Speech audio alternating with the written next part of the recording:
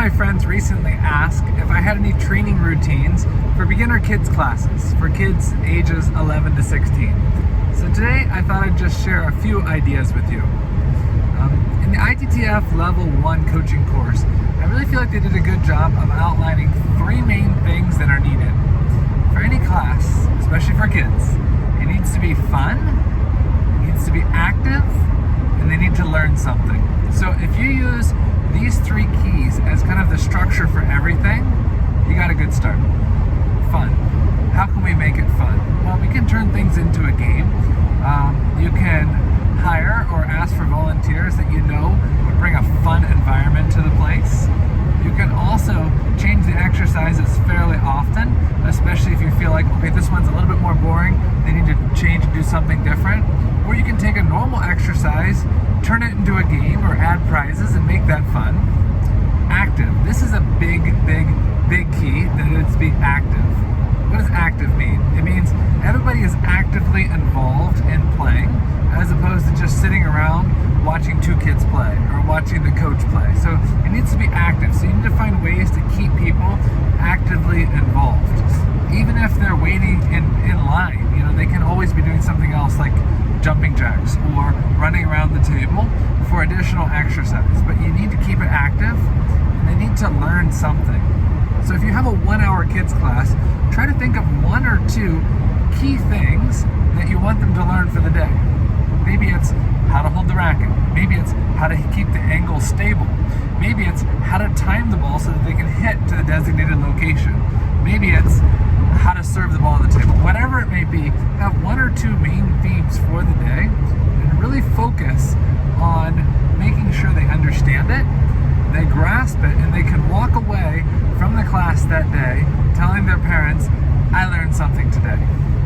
So that's the framework for any beginner kids class. Is it fun? Is it active? And are they learning something? So, how are some ways that you can make it fun? Well, prizes are always a great thing. And as I mentioned earlier, having fun people involved that bring energy, bring jokes, bring magic tricks with them. All these types of things make it fun for kids. Like I said, you can turn things into a contest. It's not like we have to necessarily declare winners and losers, but if there's some kind of a challenge, that usually makes it fun. Active. How do you keep it active? Well, one thing that you have to do if you're going to be able to keep it active is have enough coaches or volunteers to make that possible. I did one kids class a number of years ago. I think we had 15 kids and I was by myself. So I brought my two daughters with me and I turned one of my daughters into an assistant coach and the other daughter into an assistant coach, and I had 3 tables.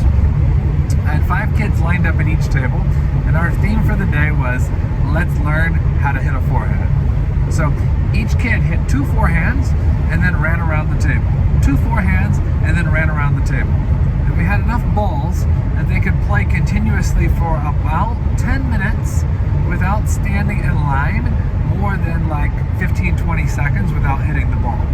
So my daughters understood the system and we were able to keep things moving. And then learn something. How in the world do you know what to teach? Well, it really depends on who your audience is, or who your customers are, I should say. So you're going to have to be able to adjust this based on who your customers are. They need to be able to hit the ball. So if they can't hit the ball, you can set up a power palm robot, or you can feed multi-ball to them. Ideally, if you can stand behind them and actually hold their hand and teach them how to hit the ball, this is the first step. A lot of people say footwork is first. I feel like it could go hand in hand, but if they've got great footwork and you just work on footwork for the first 3 months and they never hit the ball, it's going to be kind of boring for them. So I would highly recommend that in the first lesson, you at least teach them how to hit the ball. For some beginner kids, they can learn forehand faster than backhand. For most beginner adults, they actually learn backhand first. So sometimes I'll start off the very first beginner lesson teaching them how to hit a backhand. Why? Because it's lined up right here in their vision. They just hold their paddle like this and make contact with the ball. Because the forehand is a little bit further from the body, it requires a little bit better timing than the backhand. So start the first lesson with just forehand or just backhand, whichever one you did the first week, then switch and do the opposite one the next week. And the next thing is they have to be able to do is serve. They got to be able to serve and then they have to be able to move. Once you can do that in the first 4 lessons, then they can begin playing with each other. And this is really the goal, is that you as the head coach don't have to play with them every single session. It's a lot more enjoyable if you can set up a row of 5 tables or 10 tables or whatever, and maybe the coaches can work with a couple players individually at a time, but if the players are actually good enough to play with each other, they're going to do all 3 things. When they start playing with each other, it's going to be more enjoyable because they're playing with their peers. It's going to be more active because they're all playing instead of just standing there. And guess what? They're going to learn a lot more, because when you're telling them stuff, they can learn some things, but if they're actually playing with each other, all the things that you've been telling them in the first couple weeks are going to start making sense. Okay, that's why the coach told me to hold my ankle like this, or that's why the coach told me to watch the ball all the way until it hits my racket, or that's why the coach told me to be able to move both feet into position.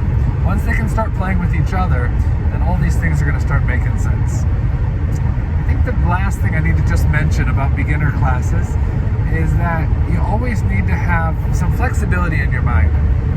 If you're set with a rigid outline, like this is how it's going to go down, that might work, but you're going to have to adjust based on who comes to your class and based on the feel of how it's going. You need to be able to pair up people that work well together, and if there's a certain thing that you're doing for the day that everybody's learning, everybody's having fun, everybody's staying active, don't move on to the next thing in your outline. Be willing to just stick with that, be flexible, stick with that, and give them a really good experience. Anyway, thanks for watching, and I hope these are some helpful tips. See you soon.